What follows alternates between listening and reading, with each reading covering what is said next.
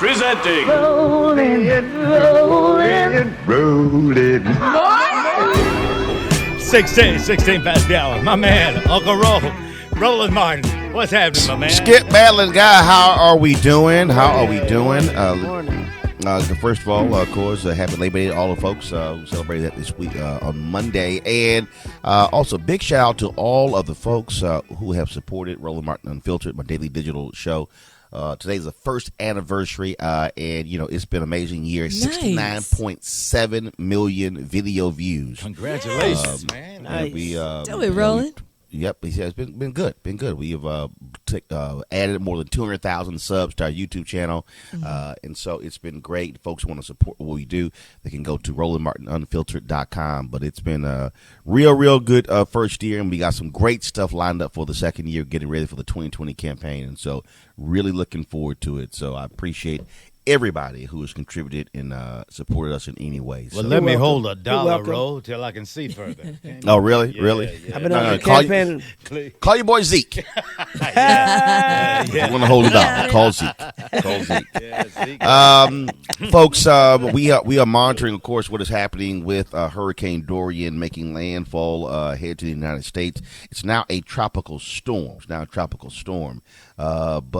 Excuse me, I'm sorry, not that. We're watching also a tropical storm, Gabriel, that has been upgraded in the Atlantic. This is that time of the season, so we are watching what Dorian is doing, but it has already, of course, wreaked significant havoc in the Bahamas. We have many friends who are there. They are still trying to assess the damage there. Also, a lot of people are still missing as well. 7 confirmed dead there in the Bahamas. Joining us right now to give us a better understanding of what's happening there is the Honorable Dr. Dwayne Sands, Minister of Health and a Member of Parliament there in the Bahamas.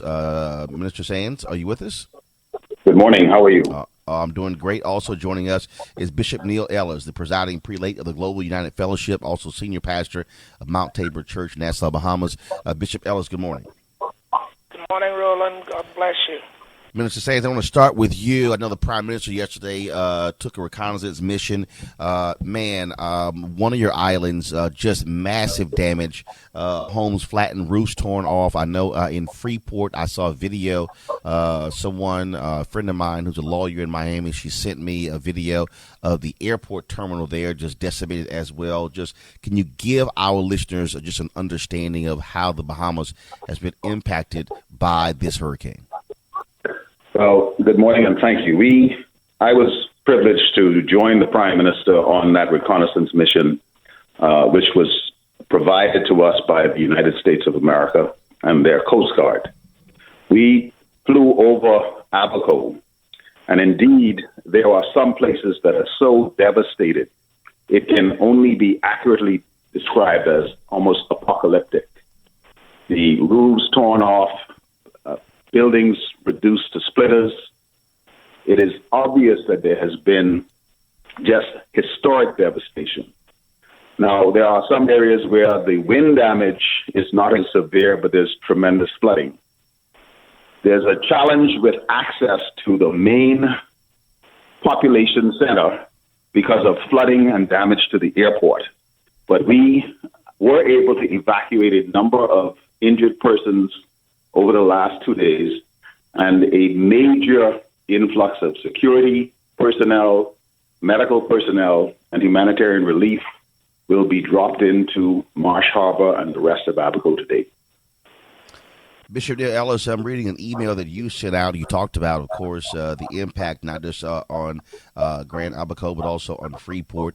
There are a number of churches, obviously, in the Bahamas under your guidance, Global United Fellowship. Have you been hearing from those pastors your sense of the damage there in the Bahamas? Yes, well, thank you again, Roland. Good morning to all of your listeners. Let me say that everything that Dr. Sands said, I have heard, but we've been speaking to people personally down there, some of our pastors, some of our leaders, and the damage is catastrophic. We have lost, we can confirm we lost one church in Abaco, basically totally lost it. I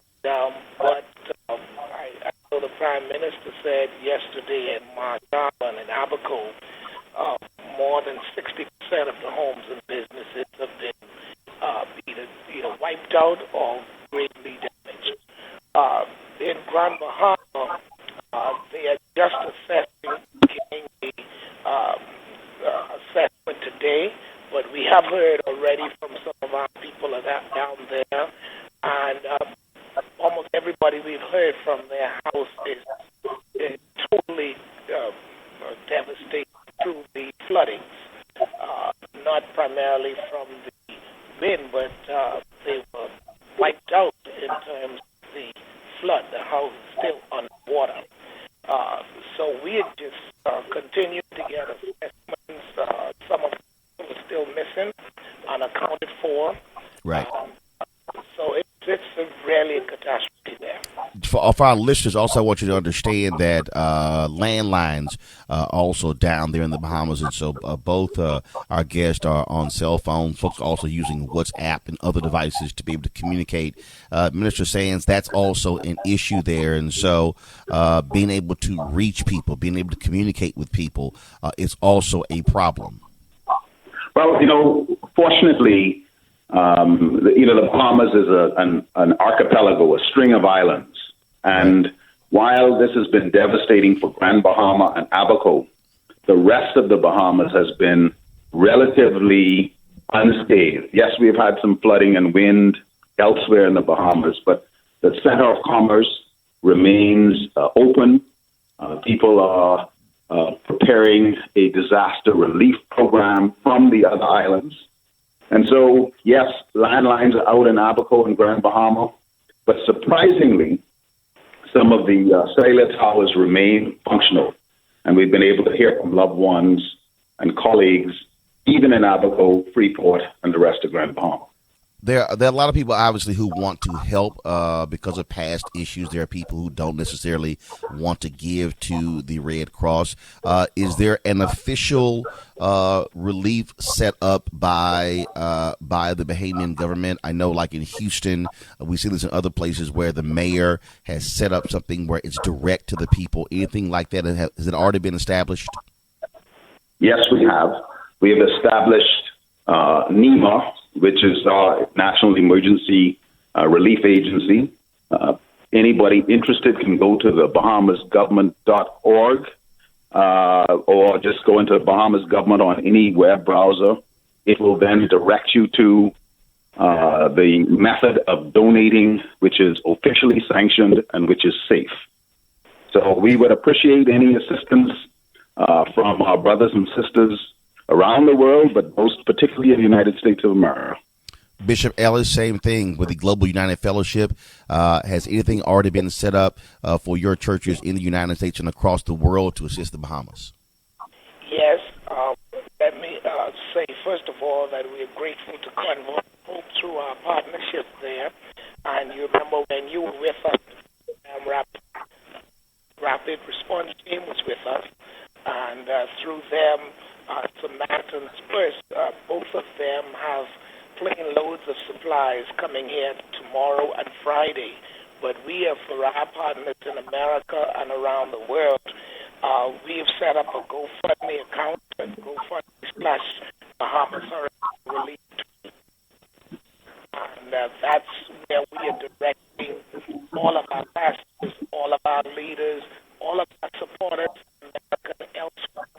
We direct them specifically that account so we can do a corporate presentation to our country. Well, what we will do is we'll have that information, and then we, of course, will provide it to our listeners and put it out on social media as well. Minister Dwayne Sands, Bishop Neil Ellis, we appreciate it. Certainly prayers and support go to all the folks there in the Bahamas. Those are our people who are affected, and so as we continue to survey the damage, hopefully we will not see that death toll rise even higher. So, gentlemen, we appreciate it. Thank you so very much. Thank you, and have a great day. Great job, Roland. Heartbreaking, man. Just beyond imagination. Horrific. Yep. It's difficult to watch, too. So thank you for getting the aid together. and ways we can assist our peoples in the Bahamas. Thank you so much, Roland. You Appreciate have a it. great remainder of the day.